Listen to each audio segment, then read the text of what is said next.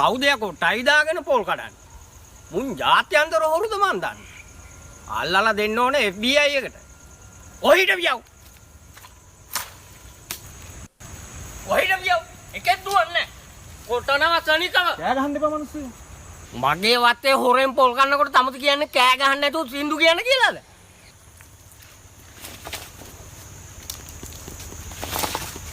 අමුතේ වැඩේ කෑවා උයි.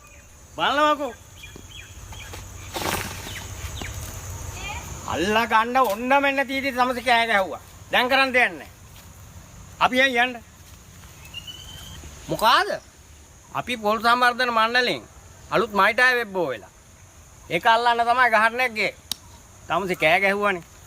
දැන් ඉතින් කරන් දෙන්නේ නැහැ. තමසේගේ පොල් ගසුත් ඉවරයි. තමසේගේ වත්තත් ඉවරයි. දැන් මොකද කරන්නේ?